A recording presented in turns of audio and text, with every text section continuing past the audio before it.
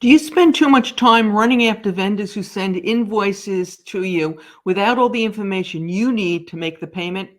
I heard a really neat tip from an attendee at a recent conference on how to minimize this headache. Stick around until the end when we share a free resource to help you address this problem.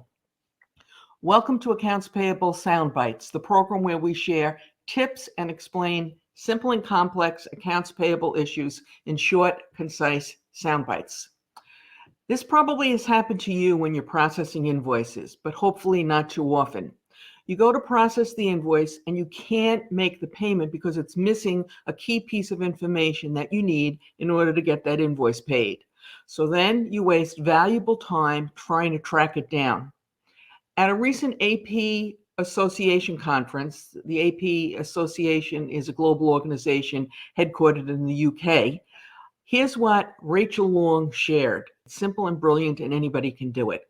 She said that she sends a letter or an email detailing invoice requirements, including VAT and VAT number, if applicable, to the vendor. This information can be sent as part of the vendor welcome packet or a letter, and it should be sent to the vendor every single time you need to contact them regarding missing information. Because what you want to do is not only get the information that you need for the particular invoice to get it paid, you want to make sure that they change their practices and send it to you in the future so you don't have to keep coming back to them, asking them for the same thing over and over again. Tony Lawrenson, who was also at that conference, went on to add that it is critical to let your suppliers know what your minimum requirements are, because with that information, hopefully they'll be able to provide invoices that you can pay first time out. This simple tip will go a long way to greatly reducing the number of invoices you receive that are missing information. Now, I want to share a free resource that will help you devise your own requirements in your own letter.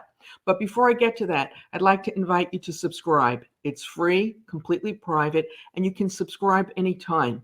And by ringing the bell on YouTube next to that subscribe function, you'll be notified whenever we post new AP content, which we do 2 or 3 times a week. And by the way, you don't need a YouTube account to subscribe. You can subscribe if you have a Gmail account. Now back to that free resource.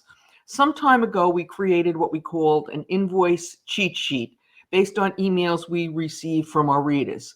Periodically in our free AP Now e-zine, I'll ask a question, either something that one of our readers has sent to us or something that's been preying on my mind. And usually when we do this, we get maybe 5 to 10 responses. If it's a really important question that I want to know the answer to, inevitably we get no responses, but that's another story.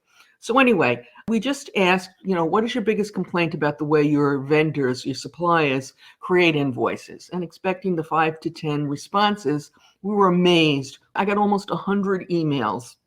So this free resource, or this invoice cheat sheet, if you will, is based on those responses. Now, you can get a copy of this and then you can adjust it, if you will, to make your own requirements. Take anything off that doesn't apply to your vendors and add anything that you might need.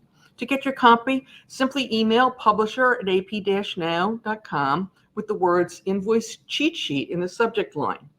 Now, automation is another area where simple tips can help a lot. In episode 79 of the AP Now podcast, we discuss invoice automation surprises and what they mean to accounts payable.